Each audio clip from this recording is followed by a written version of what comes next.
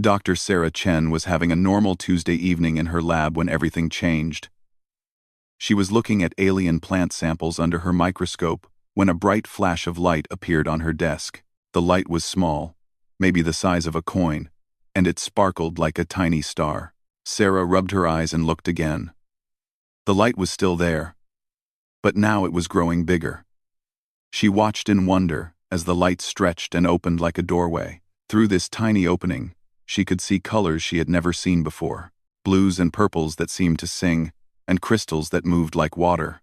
Then something impossible happened. A tiny figure stepped through the light door. It was no bigger than Sarah's thumb, but it looked like a little person made of living crystal. The figure was see-through but sparkled with inner light.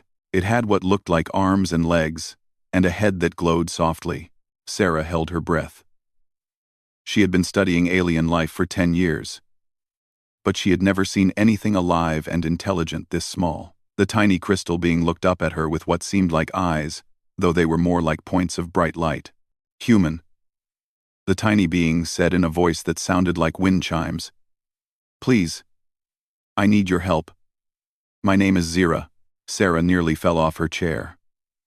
The creature was speaking English. Not perfect English, but she could understand every word. "You can talk?" Sarah whispered, leaning closer to get a better look. "Yes, human.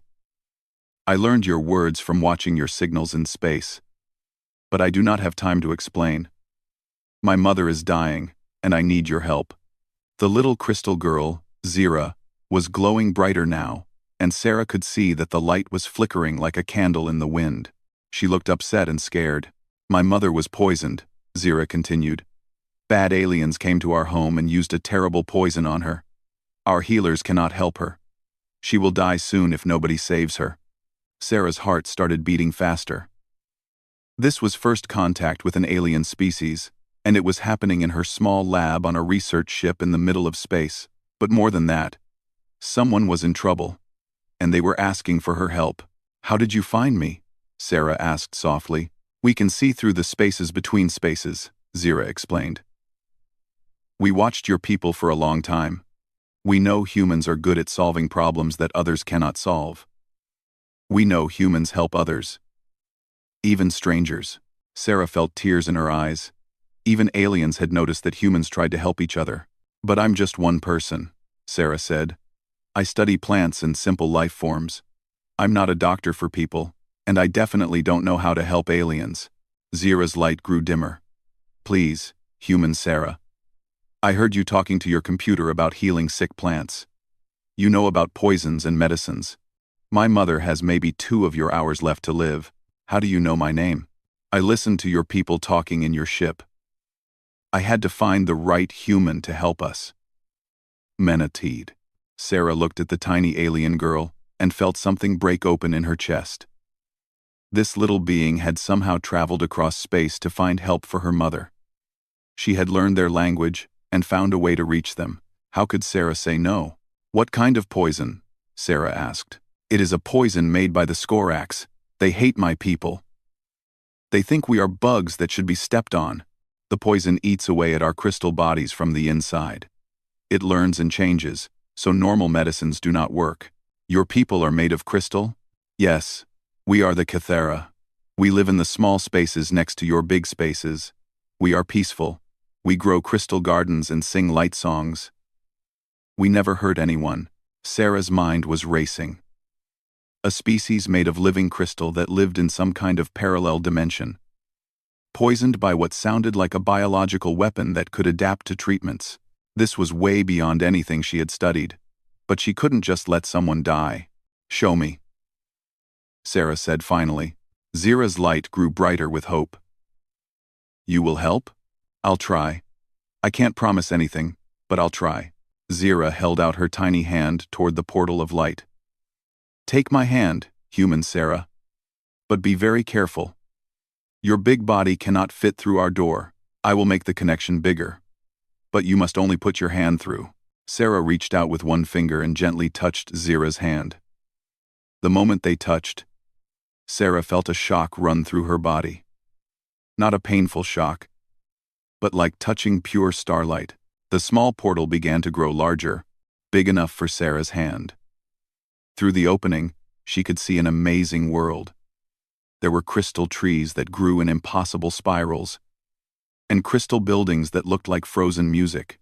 The ground sparkled like diamonds, and the sky was filled with colors that had no names. But in the center of it all, Sarah could see a larger crystal figure lying still. The figure's light was very dim and flickering, like a candle about to go out. Around the figure, several other crystal beings stood in what looked like worry. "That is my mother," Zira said quietly. "She protected our city when the Skorax attacked. The poison was meant for all of us, but she took it into herself to save everyone." Sarah felt her heart break a little more. "Your mother is a hero."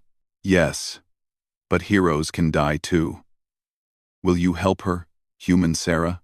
Sarah looked at the incredible crystal world, at the dying mother who had saved her people, and at the tiny brave daughter who had traveled across dimensions to find help. She thought about all the times humans had helped each other, even when it seemed impossible. "Yes," Sarah said firmly. "I'll help her. I'll help all of you." Zira's light blazed with joy and hope. "Thank you, human. Thank you so much." Sarah knew that she was about to start the most important work of her life. She just hoped she was smart enough to save a crystal mother in a crystal world with poison that could think and change. But she had to try, because that's what humans do. Sarah carefully put her hand through the portal and felt like she was touching a different world. The air was warmer here, and it seemed to hum with a soft music she could feel in her bones. Everything around her sparkled with gentle light.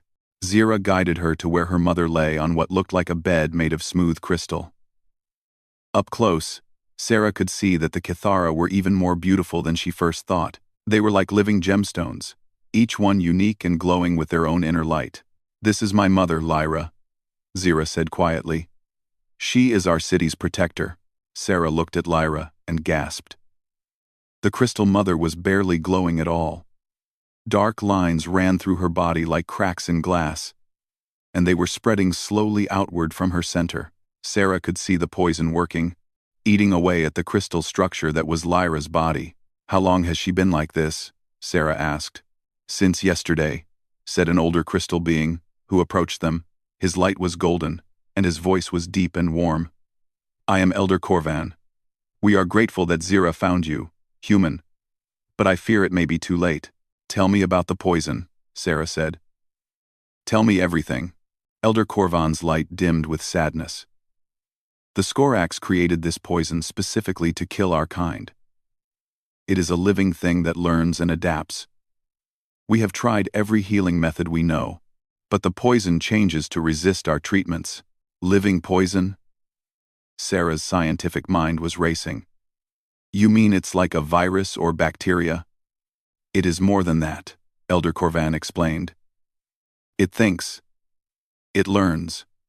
Each time we try a new medicine, it studies what we do and builds defenses against it." Sarah felt a chill run down her spine. "Have other species tried to help?" "Oh yes," Elder Corvan said, his light flickering with remembered pain. "When the Skorax first attacked our colonies, we called for help. The Valdari came first. They are masters of biological healing, with medicines that can cure almost anything. They tried for many days, but the poison learned to resist everything they used." "What about others?" "The Mechanari sent their best medical robots. Machines that could work faster than any living healer. They tried thousands of different treatments in just 1 hour, but the poison learned from each one and became stronger." Zira moved closer to her mother and took her hand. "The ethereal collective came next. They can manipulate life force itself, heal wounds by just thinking about them. But even their mind healing could not stop the poison." Sarah felt overwhelmed.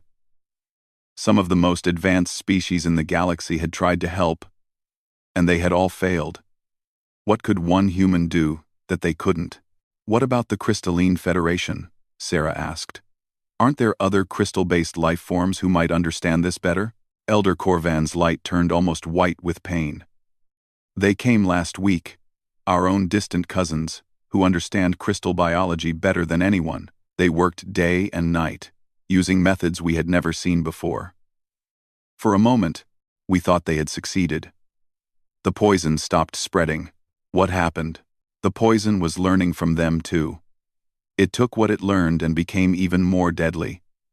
Now it not only kills us faster, but it has new ways to spread between our people. The Crystalline Federation left in shame, saying they had made things worse. Sarah stared at Lyra's failing form and felt despair creeping into her heart. If all these advanced civilizations couldn't help, what hope did she have? Then she remembered something from her studies. Sometimes, the most complex problems needed simple solutions. Sometimes, being too advanced could be a problem. Elder Corvan, Sarah said slowly. You said the poison learns from everything that's tried against it? Yes, it studies each treatment and develops ways to resist them. What if someone tried something it couldn't understand? The elder's light flickered with confusion. What do you mean? Sarah's mind was working faster now. The poison learns by studying patterns, right? It looks at what you do and figures out how to stop it. But what if someone did something so random and chaotic that there was no pattern to learn from? Zira looked up at Sarah with hope beginning to glow in her crystal form. Do humans fight in random ways? Sarah almost smiled. Honey, you have no idea how random humans can be. We're probably the most chaotic species in the galaxy. Elder Corvan moved closer. Explain this. Please. Well, Sarah said, thinking out loud. Most species seem to be very logical and organized. They approach problems in systematic ways. But humans? We're messy. We try crazy things just to see what happens. We make mistakes that accidentally become solutions. We're unpredictable even to ourselves. But surely your medicines and healing methods follow logical patterns?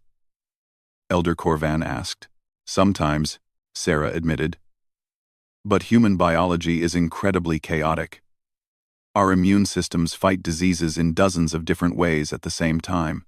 Our bodies heal through processes that even we don't fully understand. We're like biological storms. Zira's light was getting brighter. The elder once told me something strange.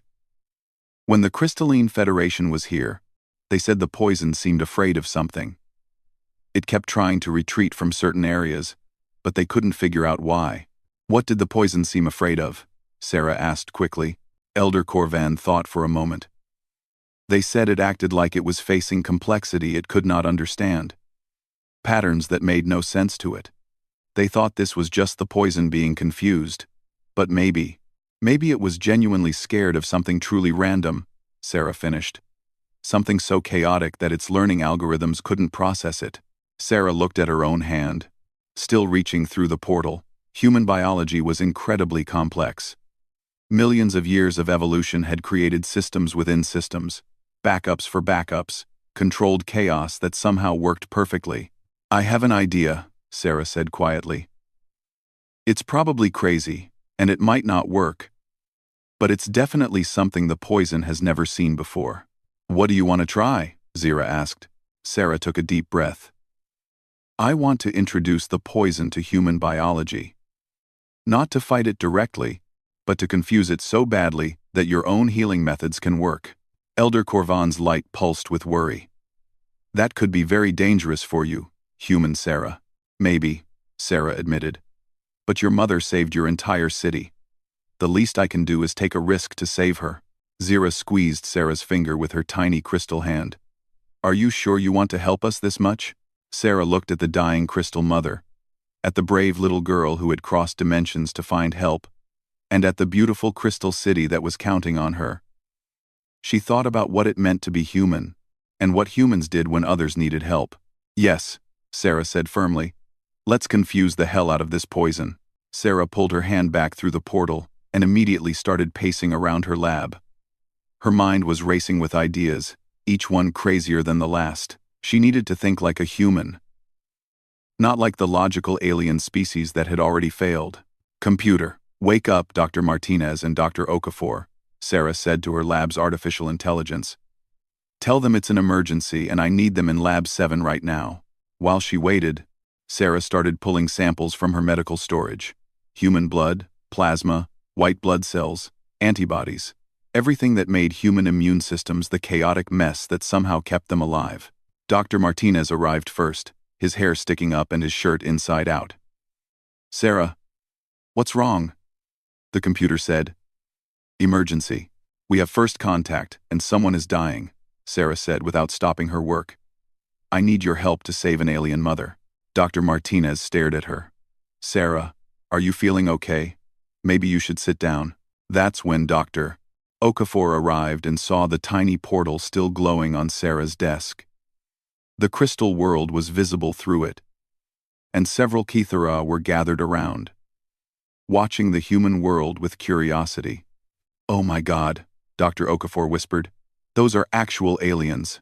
"This is Zira," Sarah said, gesturing to the tiny crystal girl who waved at the newcomers.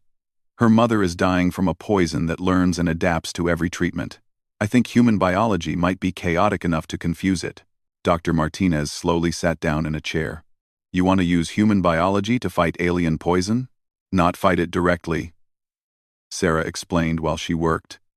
"Confuse it. Overwhelm it with so much random biological noise that it can't figure out what's happening." Dr. Okafor, who was a specialist in human immune systems, immediately understood. "You want to introduce human immune factors into their system." "Exactly. But not to cure the poison directly, to make it so confused by our messy biology that the Kithara's own healing methods can work while the poison is distracted." That's, Dr. Martinez paused, "actually brilliant, but also incredibly dangerous." Sarah nodded. "I know. The poison might try to learn from human biology too. But here's the thing. Even we don't fully understand how human immune systems work. There are backup systems and random responses and evolutionary leftovers that create patterns even we can't predict." Through the portal, Elder Corvan was listening carefully. "How would this treatment work, human Sarah?" "I need to create a connection between human biology and your crystal biology," Sarah explained. "But not a physical connection. A information connection. I want to flood the poison with human biological data while your healers work on your mother." Zira looked worried. "Will this hurt you?" "Will this hurt you?" Sarah was honest. "I don't know. I'll need to link my mind to your mother's, through some kind of neural connection. The poison might try to spread to me. Or it might attack my mind when it realizes what I'm doing." "We can't ask you to do that," Elder Corvan said firmly. "You're not asking," Sarah replied. "I'm volunteering. And besides, you're not getting just me. You're getting all three of us." Dr. Martinez looked up from the samples he was examining. "All three of us? I'm going to need you to monitor my vital signs and Dr. Okafor to manage the immune system components. This is a team effort." Dr. Okafor was already working on her portable computer. "If we're doing this, we need to map out human immune responses in real time. I can create a live feed of immune system activity that changes every second." "Perfect," Sarah said. "The more chaotic and unpredictable, the better." Dr. Martinez was warming up to the idea. "I can set up a feedback loop that monitors your brain activity and adjusts the treatment in real time. Make it even more random." Sarah smiled. "This is exactly why I called you two. We're going to throw the most beautiful chaos at this poison that it's ever seen." Over the next hour, the three humans worked together to prepare the most unusual medical treatment in history. They created a system that would feed random human biological data to the poison, while Sarah's mind was connected to Lyra's crystal matrix. "The beauty of this plan," Dr. Okafor explained to the watching Kithara, "is that human biology has millions of years of random evolution built into it. We have immune responses that trigger other immune responses, that trigger backup systems we didn't even know existed. And, Dr. Martinez added, Sarah's brain will be adding human intuition and creativity to the mix. The poison might be able to learn from logical patterns, but can it learn from human hunches and wild guesses?" Elder Corvan's light pulsed with something that might have been amusement. "You humans truly are as chaotic as the stories say." "Is that good or bad?" Zira asked. In this case, Sarah said, I hope it's very good. The treatment system was almost ready. Sarah had created a headset that would allow her to connect mentally with Lyra, while her teammates monitored everything that happened. The system would flood the neural link with random human biological and mental patterns. There's one more thing, Sarah said quietly. The connection has to be strong enough that the poison pays attention to the chaos we're creating. That means I'll be fully linked to your mother's mind. If something goes wrong, the poison could kill me through the neural connection. Dr. Martinez put his hand on Sarah's shoulder. We won't let that happen. How can you be sure? Because, Dr. Okafor said with a smile, we're humans. Being stubborn and refusing to give up is what we do best. Sarah looked through the portal at Lyra, whose light was getting dimmer by the minute. The dark lines of poison had spread further, and she could see that time was running out. Is your mother ready? Sarah asked Zira. She is awake and willing, Zira replied. She wants to thank you for trying. Thank me after we save her, Sarah said, putting on the neural interface headset. Elder Corvan, I'll need your best healers ready to work the moment the poison gets confused. They are prepared, the elder replied. Sarah looked at her teammates. You two ready to make the most beautiful mess this poison has ever seen? Ready, they both said together. Sarah reached her hand through the portal and gently touched Lyra's crystal form. Immediately, she felt the connection forming. It was like touching lightning and music at the same time. Beginning neural link, Sarah whispered. The moment the connection was complete, Sarah felt the poison's presence. It was like ice and hunger and darkness all mixed together. The poison sensed her immediately and turned its attention toward this new intruder in the crystal mind. Now, Sarah said through gritted teeth. Her teammates activated the chaos protocol.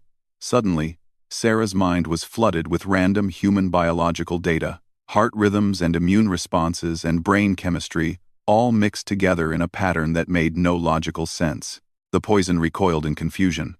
It's working, Sarah gasped. I can feel it trying to understand what's happening. But there's too much random information. Through the crystal connection, she felt Lyra's healers beginning their work, using the moment of confusion to start repairing the damage. But the poison was learning fast, and Sarah realized that their window of opportunity was smaller than she had hoped. We need more chaos, Sarah said urgently. Whatever you've got, use it all. That's when Zira did something unexpected. The little crystal girl reached out and touched Sarah's hand, adding her own alien mind to the mix. The result was beautiful chaos beyond anything the poison could have imagined. The moment Zira touched Sarah's hand, everything changed. Sarah felt her mind expand as the little alien's consciousness joined with hers. Suddenly, she could see through crystal eyes and think with crystal thoughts, while Zira experienced the chaotic storm of human thinking. The poison, which had been retreating from the random human biological data, suddenly faced something it had never encountered. A mind that was both human and alien at the same time. Sarah, your brain activity is off the charts, Dr. Martinez called out, watching his monitors with growing alarm. We're seeing patterns I've never seen before. Through the connection, Sarah felt Lyra's crystal consciousness weakening. The poison had been eating away at her for so long that even with the healers working, she was barely holding on. More time, Sarah whispered, her voice sounding strange even to herself. The healers need more time. The poison was adapting faster than Sarah had expected. It began to ignore the random biological chaos and focus directly on the source of the confusion, Sarah's mind. She felt it probing the neural connection, trying to understand how human consciousness worked.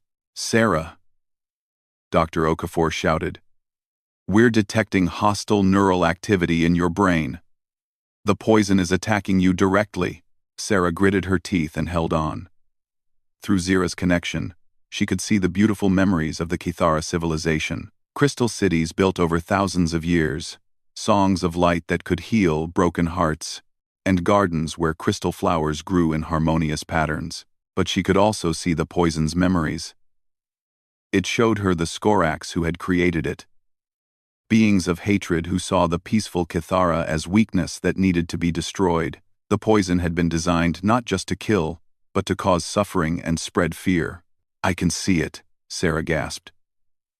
The poison isn't just a weapon. It's programmed with hate. The poison pushed deeper into Sarah's mind, trying to corrupt her thoughts the way it had corrupted Lyra's crystal matrix. Sarah felt her human memories being examined and twisted. Her childhood, her training as a scientist, her love for learning about new life forms.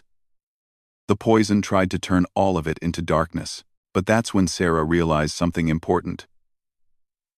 The poison could learn from logical patterns. But human emotions weren't logical. Love, hope, curiosity, the drive to help others. These things didn't follow rules that could be analyzed and copied. You want to understand humans? Sarah said to the poison, speaking through the neural link. Then, understand this. She opened her mind completely, flooding the connection with every illogical human feeling she had ever experienced. Her joy when she first looked through a telescope and saw other worlds. Her determination when faced with impossible problems. Her willingness to risk everything to help strangers she had just met. The poison recoiled, confused, and angry. These patterns made no sense to its learning algorithms, but the effort was draining Sarah's strength. She could feel the poison starting to corrupt her own thoughts, turning her scientific curiosity into cold analysis, her compassion into calculating logic. Sarah, we're losing you! Dr. Martinez was frantically adjusting the neural interface. Your human brain patterns are changing. That's when Zira made her choice. No, the little crystal girl said firmly. You cannot have her. Zira pushed her own consciousness deeper into the three-way connection, placing her innocent crystal thoughts between Sarah and the poison. The poison immediately attacked Zira's mind, trying to corrupt her the way it had corrupted her mother. But Zira had something the poison hadn't expected. She had touched human thoughts and learned human stubbornness. I am not afraid of you, Zira told the poison. Sarah taught me that being afraid doesn't mean you don't help others. It just means you're brave when you help them anyway. Through their shared connection, Sarah felt Zira's crystal thoughts and human stubbornness combining into something new. The little girl was holding the poison in place, keeping it from attacking Sarah, while also preventing it from escaping back to Lyra. Zira, no! Sarah tried to pull the child away from the poison. It's too dangerous. You came here to save my mother, Zira replied, her voice calm despite the poison trying to destroy her mind. Now, I help you save her. Sarah felt tears streaming down her face and her physical body. This brave little girl was sacrificing herself to protect both Sarah and her mother. But then Sarah realized something wonderful. The poison was so busy trying to corrupt Zira's innocent crystal thoughts that it wasn't paying attention to what Sarah was doing. And what Sarah was doing was thinking like a human. Humans didn't just fight problems head-on. They found creative solutions that no one else would think of. Computer, Sarah said out loud. Access my xenobiology database. Find me every logical contradiction in crystal-based biology. Sarah, what are you doing? Dr. Okafor asked. Fighting fire with logic, Sarah replied. Through the neural connection, Sarah began feeding the poison information that was perfectly logical, but completely contradictory. She showed it crystal structures that couldn't exist but did, biological processes that defied physics but worked anyway, mathematical equations that were both correct and impossible at the same time. The poison, which was designed to learn and adapt, tried to process this information and immediately began to malfunction. How could something be both true and false? How could equations be correct and incorrect simultaneously? It's working, Elder Corvan called through the portal. The poison is retreating. It's pulling away from Lyra, but the poison, in its confusion and anger, made one last desperate attack. It surged toward Zira, trying to destroy the little crystal girl who had dared to stand in its way. Sarah felt Zira's light beginning to dim as the poison focused all its remaining power on her. No! Sarah shouted, and did something that surprised everyone, including herself. She grabbed the poison's attention with pure human emotion, not logical thought, not biological chaos, but simple, illogical love for a brave little girl who had risked everything to help others.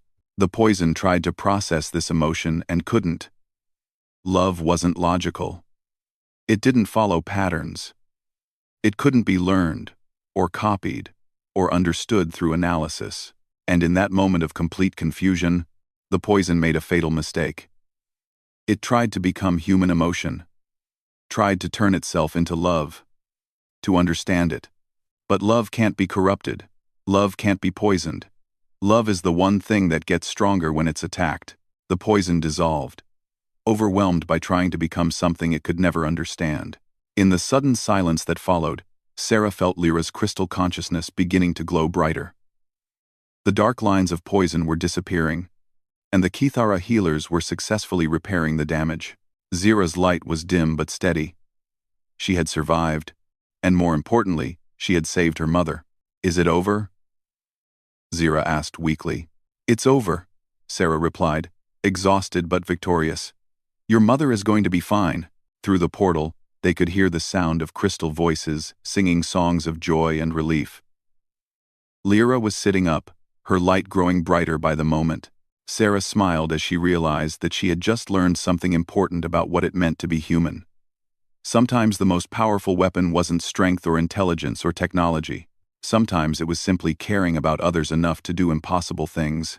3 days later, Sarah sat in her lab watching the most beautiful sight she had ever seen. Through the portal, Lyra was teaching her daughter how to grow crystal flowers in their garden.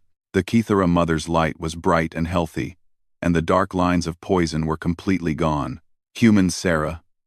Lyra's voice came through the portal, warm and musical. "May I speak with you?" Sarah put her hand through the portal and felt the gentle touch of Lyra's crystal fingers. "How are you feeling?" "I am alive because of you," Lyra said simply. "But I understand that you did more than heal me. Elder Corvan tells me that the method you used has made all Kithara immune to the poison." Sarah nodded. "When the poison tried to become human emotion and failed, it left behind a kind of signature in your crystal matrix. Your healers can now recognize and destroy similar poisons before they can take hold. This means the Skorax can never use this weapon against us again." "That's right, and we've shared the treatment method with the Galactic Medical Council. Other species who were attacked by similar bioweapons can be helped too." Zira appeared at her mother's side, her small light dancing with excitement. "Sarah, Elder Corvan says that representatives from many worlds want to talk to humans now. They heard what you did." Sarah smiled. "What kind of representatives?" Elder Corvan approached the portal, his golden light warm with gratitude. "The Therapeutic Alliance wants to invite humanity to join their organization. They study healing methods across the galaxy. They say human biological chaos could help solve medical problems that have puzzled them for centuries. And," Lyra added, "the Concordium of Peaceful Worlds has sent a message. They want to know if humans would be willing to help mediate conflicts. They believe human emotional understanding could help species who think too differently to communicate." 9. Dr. Martinez, who had been listening from his workstation, looked up with wonder. "Sarah, they're asking us to join the galactic community not because we're strong or advanced, but because we're helpful." Dr. Okafor was reading messages on her computer. "It gets better. I'm seeing requests from 17 different species asking for help with problems their own scientists can't solve. Everything from crop diseases to computer viruses to philosophical paradoxes." Sarah felt overwhelmed. "I'm just one xenobiologist. We're just one small research ship." "You are much more than that," Elder Corvan said gently. "You are representatives of a species that cares more about helping others than about gaining power. Do you know how rare that is in the galaxy?" Through the portal, Sarah could see other Kithara gathering to listen. Word had spread about the human who had saved their protector. "Tell us about your people," Lyra said. "We want to understand the species that produced someone like you." Sarah thought about how to explain humanity to crystal beings who lived in harmony and peace. "We're not perfect," she began. "We fight sometimes, and we make mistakes, and we're often chaos, even to ourselves. But we have this thing where we can't stand to see others suffering if we think we can help." "Even strangers?" Zira asked. "Especially strangers." Sarah replied. There's something in us that says, if someone needs help, and we can give it, then we should, even if it's dangerous or difficult or seems impossible. This is why you risked your life for us, Lyra said. Not because you hoped to gain anything, but because we needed help. Exactly. Elder Corvan's light pulsed thoughtfully. Other species help their own kind, and some help their allies. But humans seem to help anyone who asks. Dr. Martinez joined the conversation. It's not always rational. Sometimes we help people who probably don't deserve it. Or we try to solve problems that aren't our responsibility. But it's who we are. And that is exactly what the galaxy needs, Elder Corvan replied. We have many species who are powerful. Many who are wise. Many who are ancient and experienced. But we have very few who simply care about doing the right thing. Sarah's computer chimed with an incoming message. She read it, and her eyes widened. This is from the Galactic Council. They're offering humanity a permanent seat as mediators and problem solvers? What does that mean? Dr. Okafor asked. Sarah read further. It means they want us to be the species that other species call when they have problems they can't solve themselves. Medical mysteries, diplomatic deadlocks, scientific puzzles that require unconventional thinking. They want us to be the galaxy's helpers, Dr. Martinez said with wonder. Through the portal, Zira was bouncing excitedly. Sarah, does this mean humans will come visit our worlds? Will we get to meet more of your people? I think so, Sarah said, smiling. If humanity accepts this role, will you accept? Lyra asked. Sarah looked around her lab, at her colleagues who had helped save an alien mother without hesitation. At the portal showing a crystal world full of beings who now considered humans their friends. I can't speak for all humanity, Sarah said. But I know what I would say. If others need help, and we can give it, then that's what we should do. Elder Corvan's light blazed with approval. This is why we chose correctly when Zira sought out your species. Actually, Sarah said, curious. Why did you choose us? There are species that are more advanced, more powerful.